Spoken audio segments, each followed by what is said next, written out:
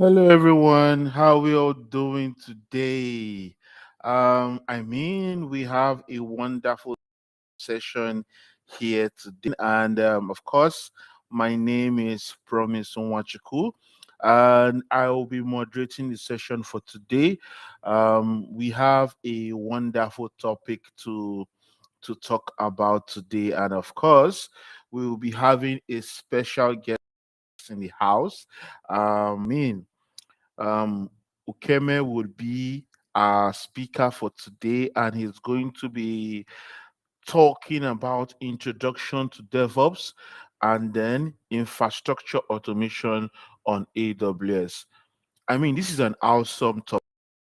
Is an awesome topic. I promise you that there's really a lot to learn. So if I were you, I'll take my biro, I'll take my pen, and be ready to get as much details as I can. But then before we go ahead, I want to ask, have you registered on our have you followed our social media links on LinkedIn? We have a page. Also on Meetup, are you registered? Well, if you know you haven't, I'm actually informing you about this now so that you can follow our LinkedIn page and then you can register on the Meetup page. The reason behind this is whenever we release trainings like this and occasions like this, you get instantly updated and then you're aware of sessions like this that we are about to start. All right, without wasting so much time, I'm gonna call on me.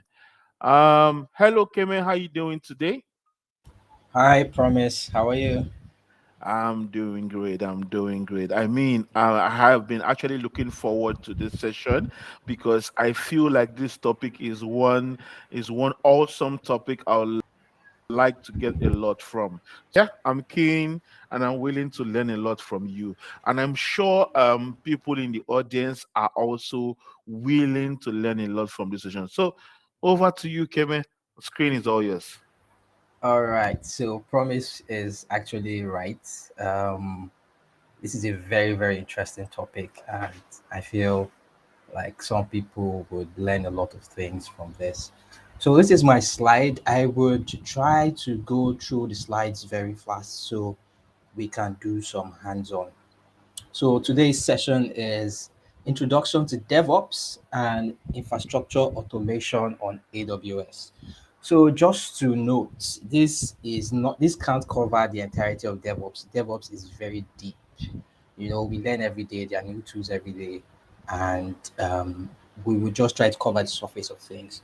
So let's get to it. My name is Ukeme David Eseme.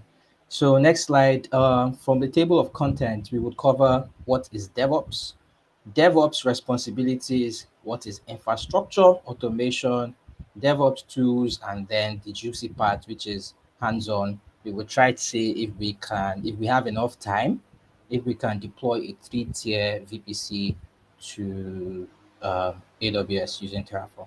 So yeah, what is DevOps number one? Um, so DevOps is short for development and operation. So it's a set of practices that combine software development, which is the dev part, and then information technology operations, which is the ops part. Okay. So it aims to enhance three major things: collaboration between the teams, communication, and then some form of integration. We'll get into this in depth. So between software developers and operations professionals, to enable faster and more reliable software delivery. So development and operations together. That's DevOps. All right. So yeah, DevOps responsibilities. What are the responsibilities of a DevOps team, or what is expected of a DevOps engineer? So in the past, software development and operations were often treated as separate teams in an organization. This created problems because they didn't work closely together, causing things to be inefficient and software releases to be delayed. So back in the days, they have the software team, they have the operations team, and then people the people on each team are just doing their own thing, so there's always a delay. There's always a delay to software releases.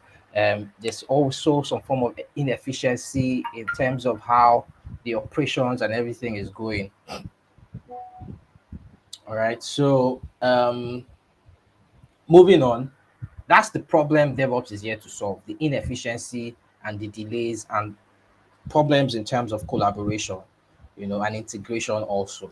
So, next, number one responsibility of a DevOps team or a DevOps engineer is CI/CD pipelines. What is CI/CD? CI/CD is an acronym of continuous integration and continuous deployment. This is a word that you will meet. You will meet this a lot in DevOps. So DevOps promotes the practice of continuous integration and integrating code and changes and the delivery of this of production environments. So if we out of CI/CD, the key points there is basically building, testing, and deployment. So it's kind of like a pipeline. You go through those stages of building, of testing the software, and then deploying the software. The next thing is automation. Yes. So DevOps encourages automation of repeated tasks, because what does that mean? It just basically means there are some things that you would continue to do. You just repeat these things, you know. And with DevOps, we like to make life easier. You know, we want to make things easier and faster, and things should be automated in the sense that they can work without us supervising them in some way. So most of these repeated taxes, we can basically automate them, such as building and testing software, provisioning infrastructure, and deploying applications. Automation reduces human error. So that's one of the major things. If you keep repeating these tasks, you get tired and you possibly make mistakes. So why don't you automate that process? So there's little to no room for human errors.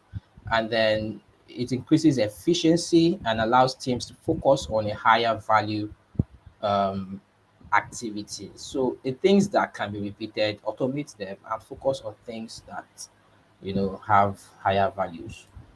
Next. So these are the responsibilities of a cloud of a DevOps team or a DevOps engineer. So number three is cloud server network architectures. So DevOps augmented by cloud technology enables you to build highly scalable and flexible applications using different architectures such as microservices, serverless architectures, cloud architectures.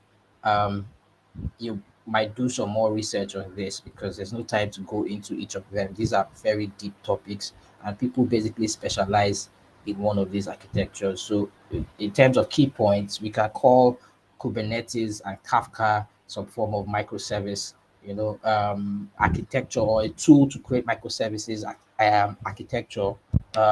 We have serverless. AWS Lambda is one of those serverless, very popular serverless service.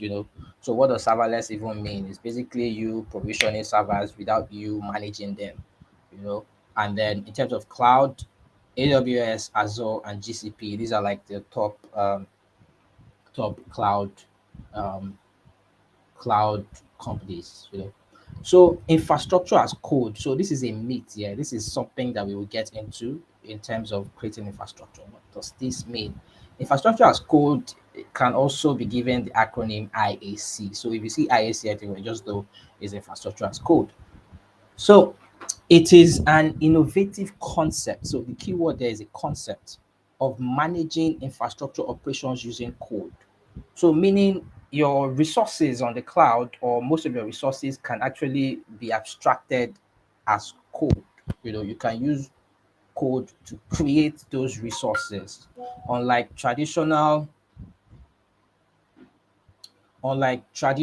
environment wherein manual configuration files and scripts are used to manage configurations, So ISE performs operations using code in an automated environment. I hope you get that. So the key word there, the key points there is infrastructure, configurations, and provisioning um, code.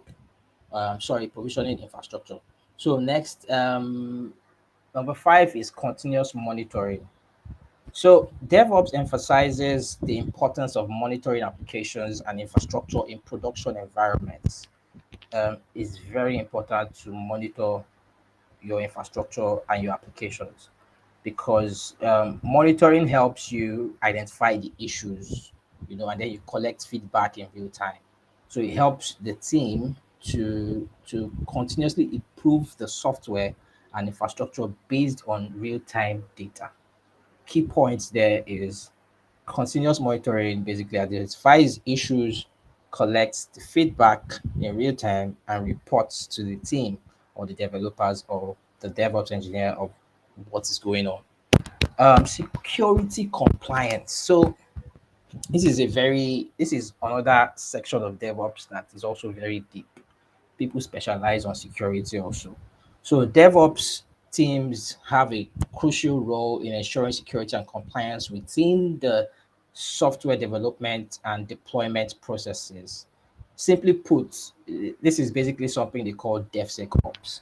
So the key points for this is security infrastructure, security of the deployment. You have to, there's some best practices in terms of securing how you deploy your application, continuous security testing, access control, and identity management. So in AWS, they call that IAM, you know, um, and then you have secure configuration management.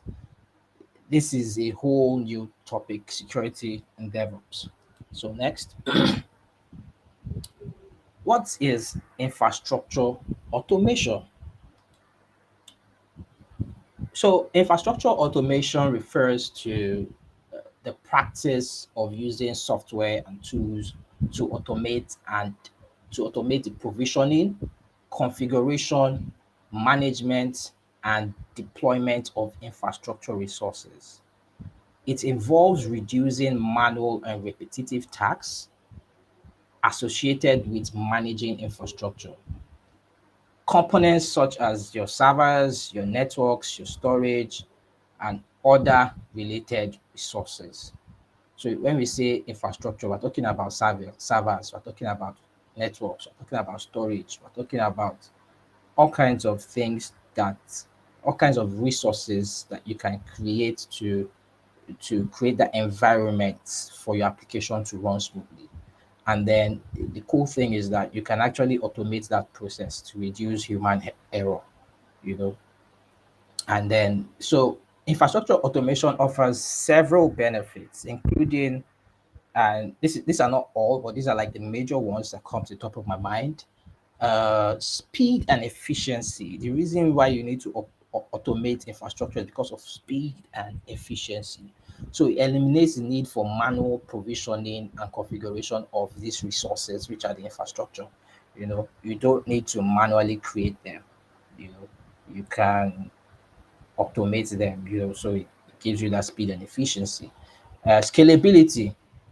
It's easier to scale infrastructure resources up and down based on demand. So, for example, if I have a website, yes, and then we have close to like 5,000 people hitting that server, there's a probability that this server is going to crash. So AWS has elasticity, in terms of EC2, you can create a new a new EC2 instance to help accommodate that load.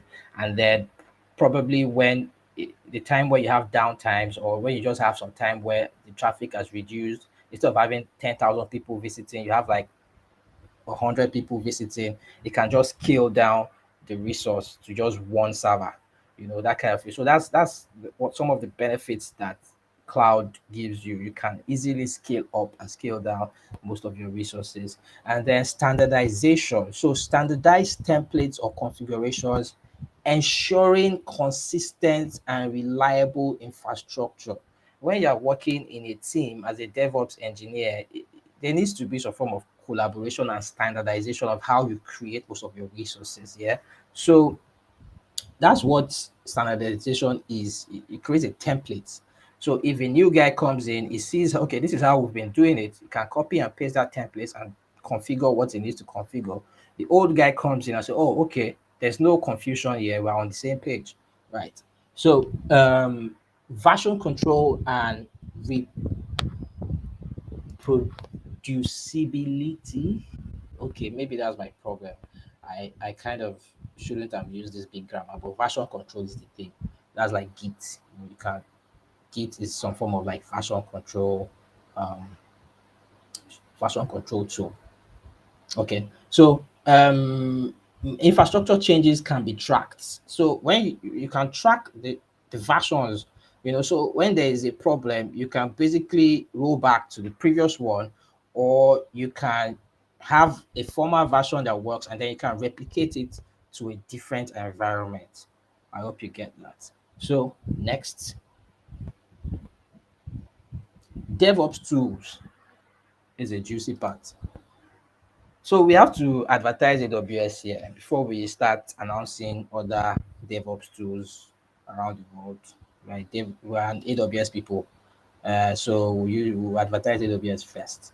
So these are like one, two, three, four. These are like the four most popular DevOps tools um, by AWS or from AWS. So code pipeline in terms of CI/CD, continuous integration, continuous deployment, you can use code pipeline to do that. Code commit in terms of source control versioning. So it creates a private environment where you can put most of your Git repositories or maybe your Bitbucket repositories. And then you have code build. Code build basically helps you build the code, and then produces some form of deployment artifacts, And then we have code deploy. Code deploy automates applications and then deployments. All right. So next, yeah. So DevOps automation tools and technology. These are like the popular ones. We have new tools coming up every day or coming in every day, and in this job you just have to not relent. You always have to be up to date, unless you might go extinct or obsolete in some cases. So some of the popular ones here, I'll name them. Jenkins is actually used for CI/CD, very popular. Git for version control. We have Kubernetes. Kubernetes also can be used to create like clusters, used to create some form of server, microservices. I'm just going through all of this. We have Docker. Docker can basically just create an image, an image out of your application. So out of that image, it creates kind of like consistent consistent container or an environment where your applications can run, because you have programmers who would write code and then it runs on their local computer, and then someone else is trying to run it and it's not working, but it works only on my computer. So the best thing is to containerize the application, create an image out of it, so anyone can basically just draw down that image and then start using your application.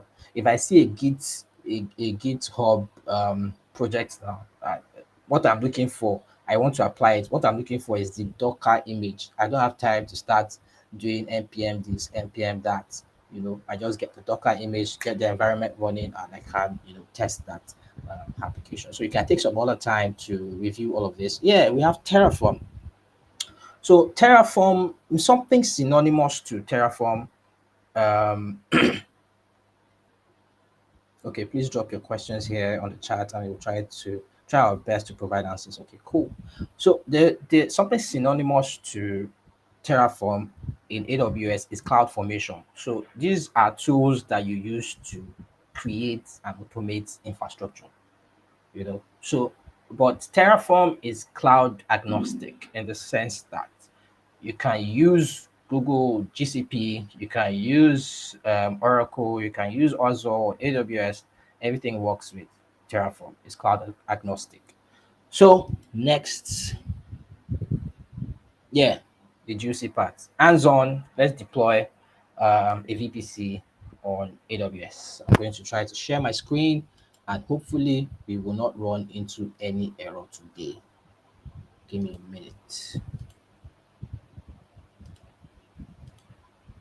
Okay. Promise, can you see my screen?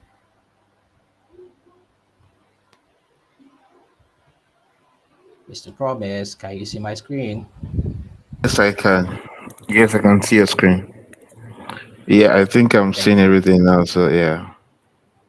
Okay, cool. So,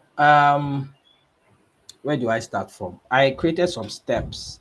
I hope we have time to do this, but I created some steps of how we can see if we can get to create something. So the first step is to install the extension. So basically, I'll be using VS Code, and this is VS Code.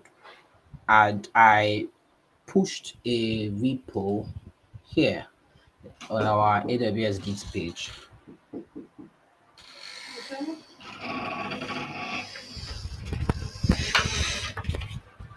Yeah, so I pushed a repo on our AWS Git page. Look it. I would drop that in the chat. How can I drop this thing in the chat? Okay, I can't drop it in the chat though. All right, so You moving can on share is to the me. next. I will drop it in the chat. You can just share to Okay, me and I'll drop it in the chat. All right. cool. Okay. So just in case you want to follow up, yeah. So this is the repo I created. It has Terraform templates.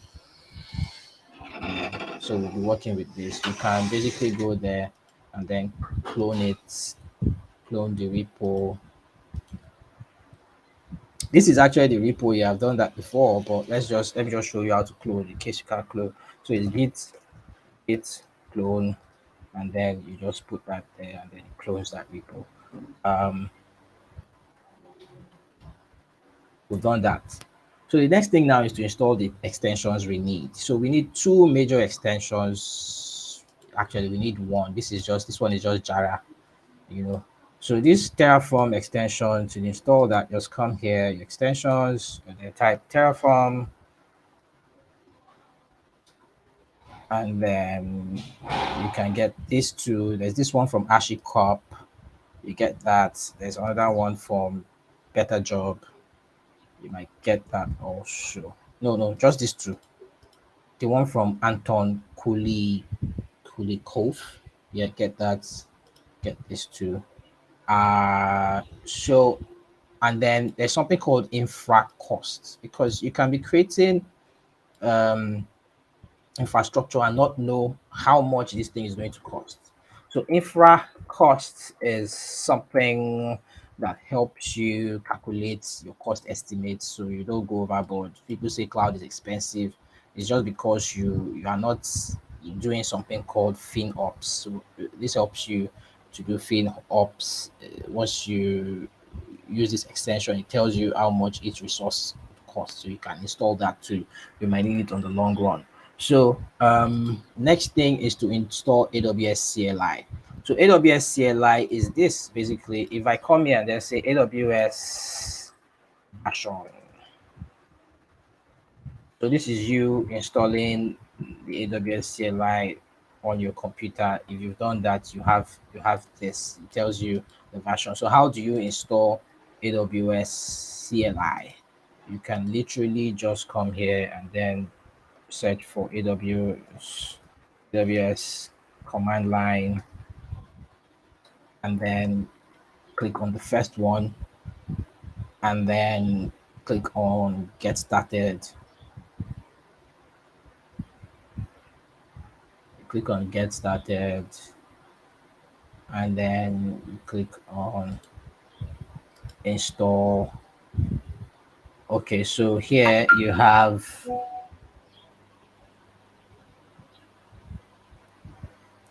Oh, hello, are you there? I hope. Hold on. Yes, yes, yes. You're here. We Okay. can see your screen. Okay. So here you can, if you're using Linux or Windows or whatnot, if you're using Windows, you have to install this MSI. Once you've done that, you've installed it, you go back to your VS Code and then run this AWS version, and that is proof that, oops, too big. That is proof that you have the CLI running. So the next step now is we've confirmed installation, create an IAM user. So basically, AWS, you need permissions to do things. You can't just be doing things. You need to create a user and then give that user some specific permissions, thinking about the principles of least privilege. And then let's see if we can do that quickly. So I've already created a user, but I'll just show you how to do this quickly. So if you come to your AWS console, you sign in, identity and access management, you come to users here, click on that. You can click on add new user, create a name. I'm just going to call this Cyrax. I've already done this before. Cyrax. So Cyrax is a guy from Mortal Kombat. Cyrax. Cyrax. Yep. So provide user, yes, click on this, and then yeah, and then create your password. I would maybe auto generate for now.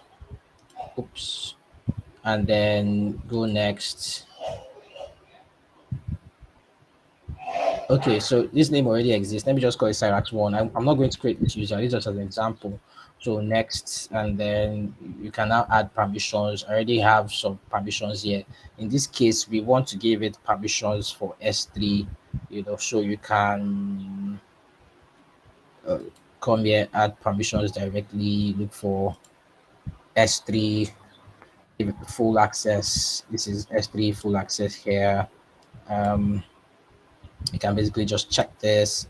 You have that. Then click on next. And then if I click on this next, creates the user, and let's create a user. I don't want to do this. So once you've done this, you've created this user, and then the login details, you have that. So AWS changed some things. Now you can't, once you've created this user, you can't just use it on the console. You have to create a key. Okay. Okay, let me just download it. It's not like I'm going to use this user. So this is the user here. This is the one I'm going to use because I have more permissions added. So I've created this user, but there is no, it doesn't have password or keys. You get, this is empty. You have to create one for that. So these are new updates from AWS. You scroll down, click on that user, scroll down, come to credentials, security credentials, scroll down to access keys, create access keys. We want this key to work with the command line interface. Click on that. There are other options, but this is what we want. So scroll down, you say, yes, I understand, even if you didn't read what is there. And then next, and then next, and then you have your access keys, right? So I'm going to delete this account immediately. So you have your access and then your secret. So the next step now is to map this user locally using AWS configure. So we've created this user on the console, but we've not created the user on the CLI. So this CLI doesn't recognize Cyrax one. So how do we fix this, right? So what you do is you say AWS configure. And once you say AWS configure, you now have to copy what's here, paste it, copy this to paste it, you know, when they ask you for region name, in terms of regions, AWS, we have something called availability zones. So I'll show you something like that where something. Um, okay, so here now, if you click on global up here, you would see, aha. So these are like the availability zones you get. So US is 1, US is 2, West Virginia, and all of that. So what we're using is US it's one. That's one of the most popular gangsterious availability zone. Don't mind me. So you can basically just do US East one. I've done that before. And then click on enter. Then you see your JSON. You can also have YAML also, so you have that. Right. So once you've done this, you have then fulfilled this step, which is mapping the user locally using AWS configure. I hope I have enough time.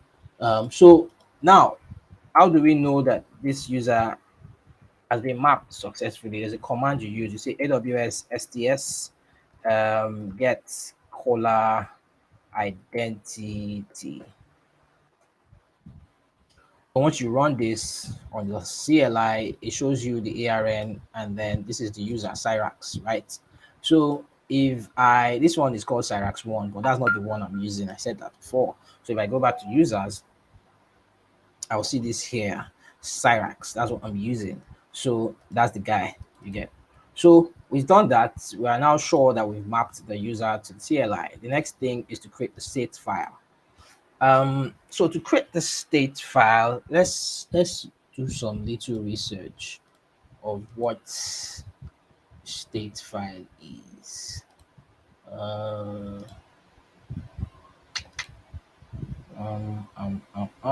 yeah. So state. Terraform must store state about your managed infrastructure and configuration. This state is used by Terraform to map real-world resources to your configuration. Keep track of metadata and to improve performance for large infrastructures. So this state is stored by default in a local file called terraform.tf state, but we recommend storing it in Terraform Cloud. That's something else. We know what this is now. It's basically just storing the state of our infrastructure. So if we update something or we remove something, it basically just knows where we started and what to update and what to remove. You have to store that file somewhere. So the best practice for this is to store this in an S3 bucket. This S3 bucket is one of the prime services or resource or service actually from AWS, such as like the EC2 and the RDS. These are like the prime guys. So S3 buckets, we have to create an S3 bucket to store this our state file, right? So let's go to AWS now, and you can search for S3 here,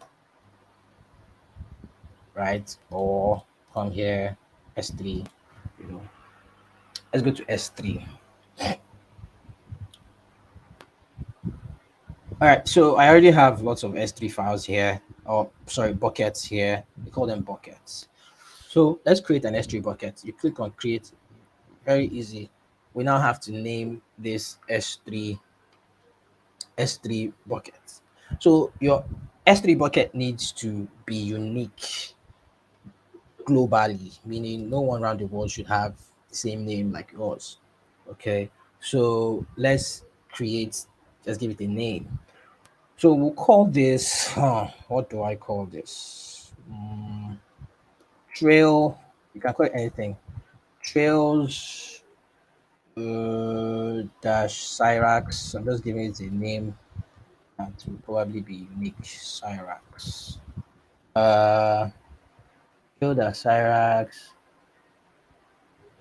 dot Terraform dash remote dash state. Yeah.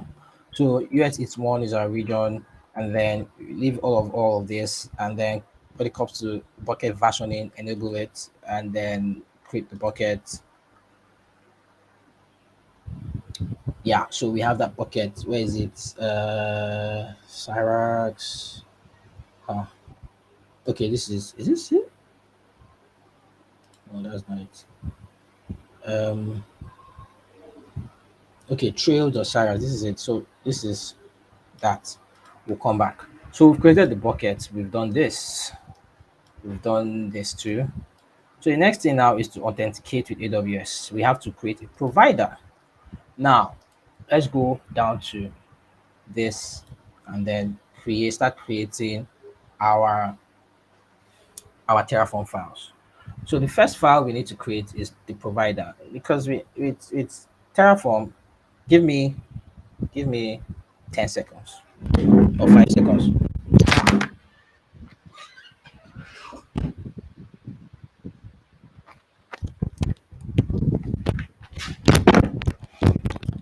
Okay, so I'm back.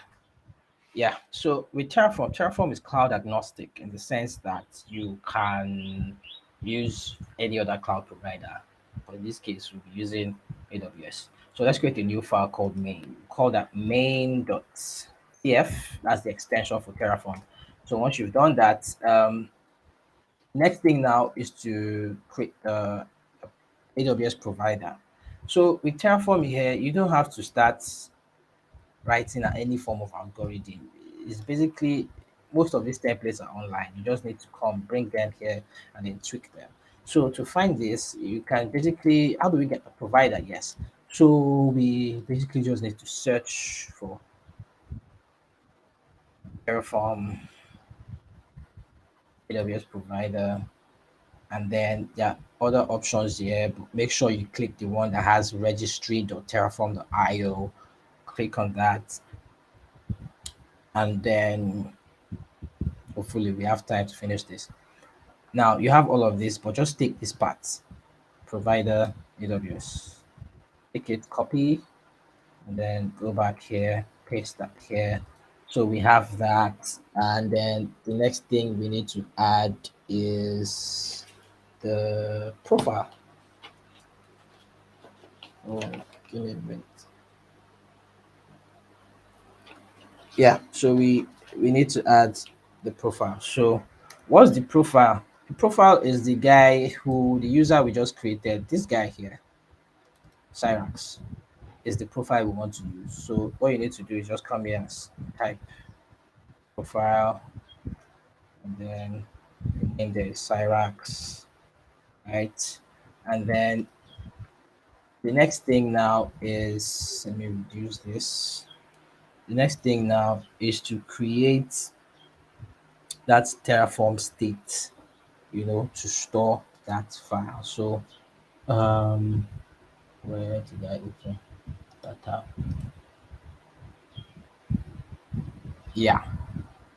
So basically, what you search for if you want to get this is just to search for Terraform S3 states. Remember, S3 is the bucket we've created to store our state file. So if you click on this backend type S3, you have this. This is the configuration. You copy that, come back into here, give some space, put that in. Now, there are some arguments here you have to put, right? So um, the first argument is the bucket, the AWS bucket, where we want to store it. So we would go back to our bucket, this, copy the name, right, and then put that here. And then the key is the name we want to call the file that we would use to store the state, right? So I'll call that, let me move this, I'll call that Terraform.tf state dot dev, right? And then we also have this region. So the next thing we need to do now is just to add the profile.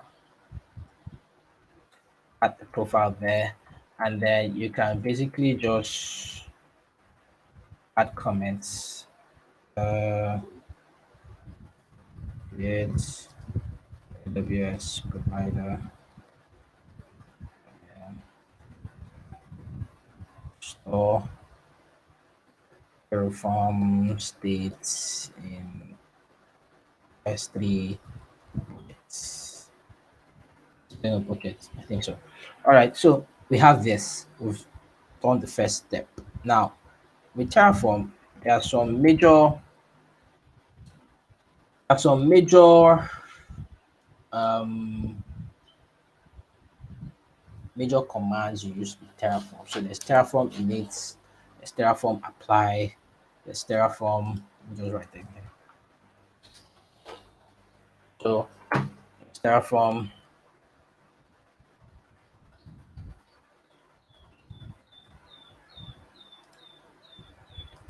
Terraform needs apply, let's validate and whatnot. We use Terraform in it in this case. So we are basically initializing Terraform in this yeah repo, this project. I've done that before, but we'll do it again. So Terraform, it's please don't give me errors. Hell, if you wish to attempt automatic migration of the states, use Terraform init-migrate. A change in backend configuration has been detected, which may require migrating existing states. Terraform init.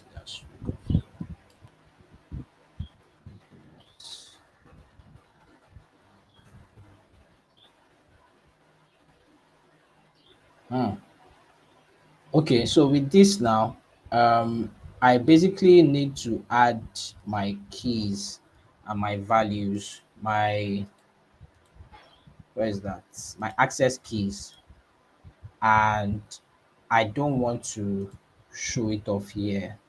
So I'm going to let me show you the documentation of how to do it, so it doesn't look like I'm doing magic.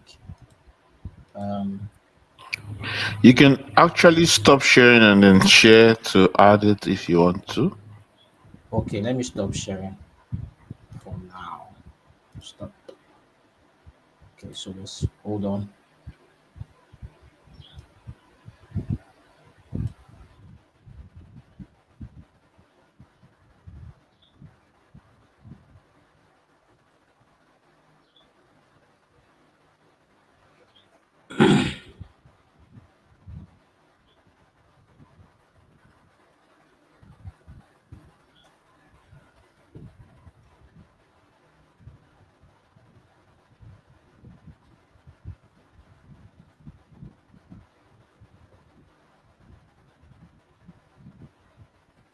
It's hold on. I'm adding the keys.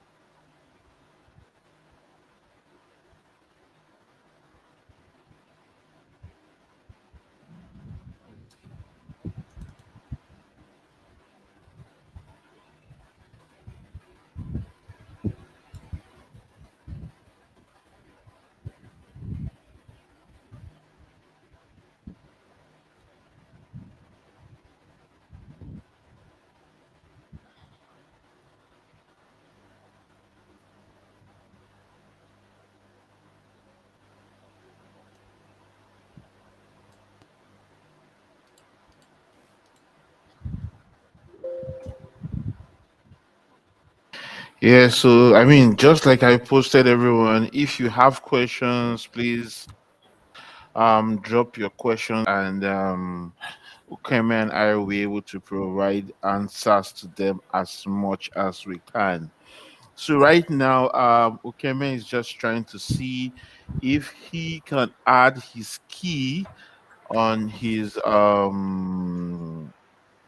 on the editor he's currently using, so he can be able to troubleshoot the error he's having. All right. I mean, I hope you've been enjoying the lecture so far. I mean, for me, I would say I have been taking notes, and of course, like Ukeme mentioned, AWS is one of the, I mean, very best cloud platforms you can use to run your DevOps services. And of course, aside the fact that it's a wonderful platform, it also incorporates or allows the use of, other tools that help your deployment process. In this case, what we were currently working with was Terraform, which we can use to, deploy as much service in AWS as you want to. And the key thing you should know about this is that Terraform simplifies the process for you. I mean, just almost or about any service you want to deploy in AWS, all you just need to do is go to the Terraform page, and then you would see a sample code block on how to deploy the service. I mean, what better or easier way to do this than making use of Terraform? And as you can see, Ukeme has been able to successfully run a Terraform init, and he will be proceeding with his lecture right now. Hello, Keme. Yeah, I think you can go ahead. Yeah, yeah. Thank you, Promise. Promise would always deliver. Always You're deliver. welcome. All right. So we've successfully done Terraform init, and I I'll probably have to share this here. Mm, wait, I have to share. Me, hold on.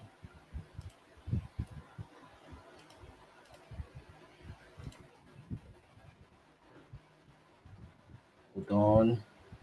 Yeah, I just want to share the code I used.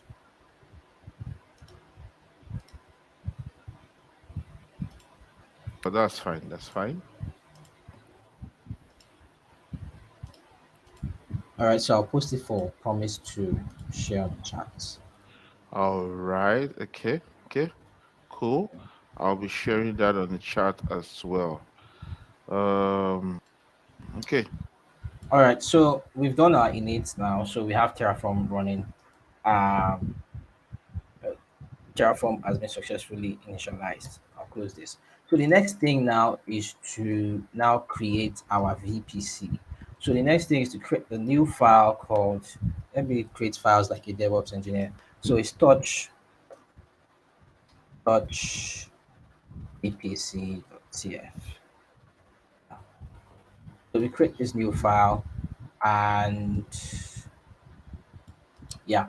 So instead of writing the entire configuration, you can basically search for Terraform Terraform VPC. Yes, AWS VPC. Yep. And then if you click on this, you most likely have the code here, to create your VPC. Okay, okay. But now there's a lot of things you need to create in terms of route tables. You have to create your subnet. You have to create your cider block. You have to create lots of different things. And remember, it's 3 tier. So I have that image of what we're doing. Yes, this. So this is the VPC you want to create. Okay. Um, this VPC is on two availability zones. AZ1, AZ2. UST is 1A, UST is 1B. So you have a public subnets, these two here. These are the ones that will be connecting directly to the internet via this public route table, and then it goes straight to the internet gateway. And then you have the private subnets. We have two private subnets in this case, which are doubled in both AZs.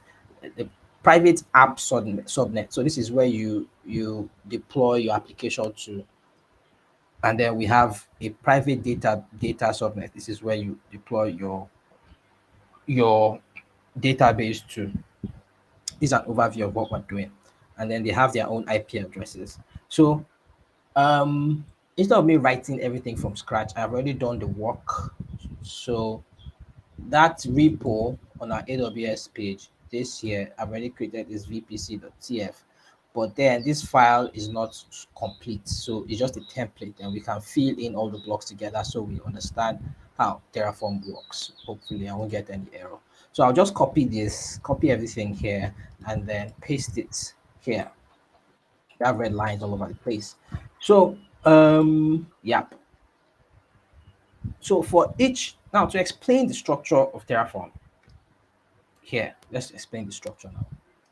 We call this tag, we say resource.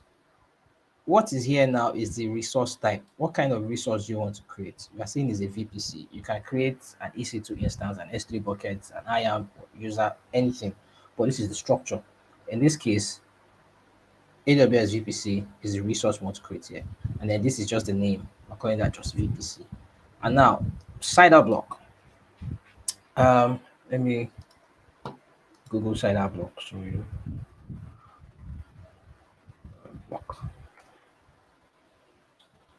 So it stands for classless inter domain routing. This is basically networking. What's the cider block? A cider block is a collection of IP addresses that share the same network prefix and number of bits. This is the image. So you have subnet 1. This is the master cider block, 10.10.0.0/16. And then these are the subnets under it, 10.10.1.0/24 down to 5. So now, to create, we can basically just write the cider block here, but there's something we need to do. We need to create a variable file.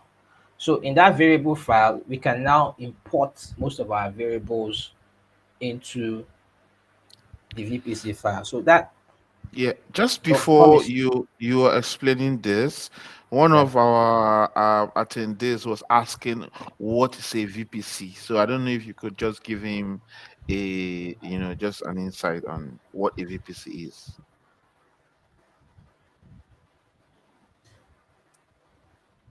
virtual private network basically is a virtual private cloud or a network. So it All is, right. how do I explain it? Um, so basically, it is just a, should I say, your own space where you are creating a space where you can deploy your application to in terms of networking. So in this case, it's saying it's a virtual network. So it's a virtual private network or virtual private cloud. Does that answer the questions? Yes, yes, I think it does. I think it Okay. does. All right. Yeah. All So right. that's what we're creating now. So if the reason why you need a VPC is because when you're creating a large scale application, now you have one specific application somewhere, you have another specific application somewhere. You don't want them to clash. It should not be in the same environment. They should have their own network. In terms of um, redundancy, and durability, these are the things that cloud and AWS gives you. So everything is not just clustered in one place. They're in different places. Then, if you want them to communicate, they can communicate via the network. So that's why a VPC is very important. Create a VPC first, kind of like creates the foundation for you to now build your things or your applications on top in terms of networking. So now let's create a file called variable files, variable.tf. We'll create this file like a DevOps engineer. So variable touch variable tf. Yep. So this is the file. Now I created this. I'll just copy this here and I'll explain it to you. So this here now is saying we want to create a variable. This here is saying the resource type of that variable. Sorry, the name of that variable. So we want to call it VPC side. You can call it anything. So the default now for that is promise. Yeah. Yeah. Okay, man. I just wanted to say we have about 4 minutes. We Wow. should be looking Wow. towards rounding up. Yeah. Okay. Go on. So Go on. Go on. Go on. I'm so listening. this is what I'm going to do because there's a lot to add here. I'm just going to go to that project I've worked on, then I'll just show you what it is. I'll just show you what it is. So here now, the cider block, and then we assign it to var.cider VPC cider. What does this mean? This var basically means variable dot referencing the variable file. In this case, I had that variable file here on my top right corner. And then we gave it the cider block of 0.0.0/16 and the description as this VPC cider block, and then we called it a string. So to reference that variable now is basically you just adding var dot and then this name here. You've referenced it. And then tag name is just the name you want to call it. We call it dev VPC. And then if you scroll down in this same it's still the same file. So here now we have to create something called the internet gateway, which is what we have here. You get this thing here. So to create it, you now need to reference this here, because it's saying we need to add a VPC ID. So to create a VPC ID, I've already done that before. It's basically just to copy this name, this resource type and the name, put it there, and then add .id. You get, so we've connected this internet gateway to this VPC.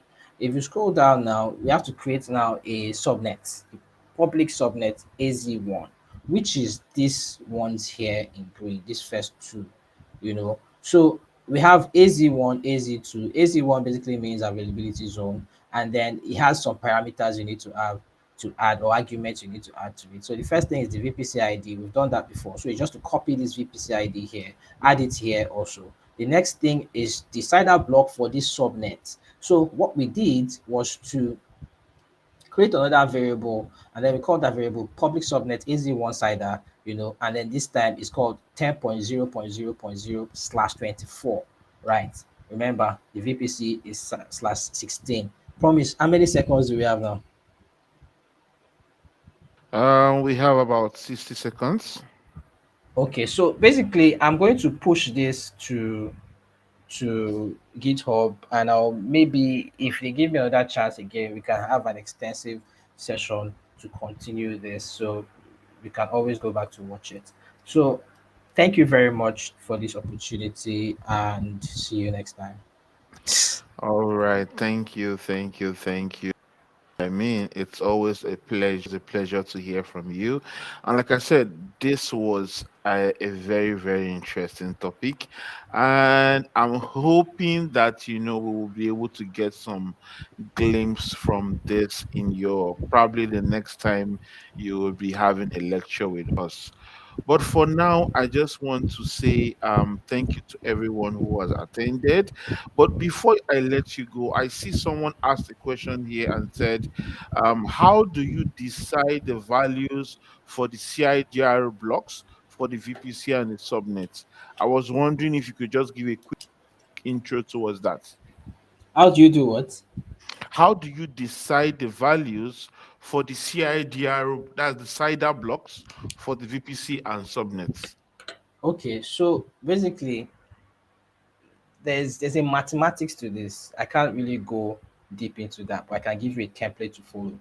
So once you've Okay. created your first VPC, let's say you started with 10.0.0.0/24, or sorry, /16.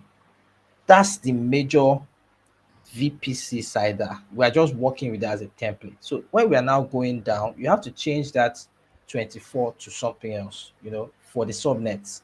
So the subnet becomes 16. And then for each of the subnets, let's say public AZ1, you have to change or tweak the how should I call it, the configuration a bit, because they can't all be the same thing. So the public AZ1 can be 0.0.0.1 slash point 0/16. The next one now will now be point 2. The next one after that will now be point 3. You can basically give them any number like that, but they can't be the same, you know. Let me see if I can send a proper documentation for that, because Ac- I can't really Actually, explain that. actually, I have just done something like that. Yes, so Okay. I've sent an AWS link that actually explains more on CIDR. So please just take your time, go through the link, and I'm sure you'll get a better understanding. And I hear from one of the attendees also. His name is Tosin Ayodele, and he says this is his first time learning about Terraform. Thanks for the exposure. We'll do some reading up. Right. Thank you so much, Tosin. I mean, this is the idea about this group. One of the things we want to do is to expose some of these materials, these tools to you, so that they are like rekindled in your system, and then you can, decide to go further, study more, and then become better at it. So, I mean, that's the main purpose of this group, just enlighten the community on what you can do with AWS and how AWS can, help you, help your businesses, and almost everything you want to do in the cloud. But at this point in time, I just want to say thank you very much, Ukeme. This has really been an interesting session. And like I said, I hope we will also get some more details of this, your lecture, probably in the next session you'll be handling. Thank you very much once again, Ukeme. Thank All you. right. All right, so I would say I'll be rounding off this particular session for today, and I want to say thank you all. It's been an amazing time here. I mean, I've enjoyed a lot, and I hope you also have enjoyed a lot for the evening.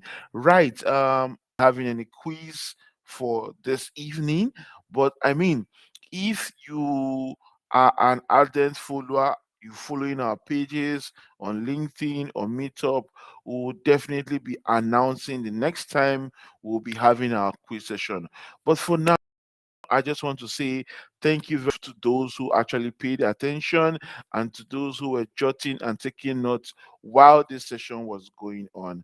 I'd like to say au revoir, bye bye, see you next time. Take care, everyone.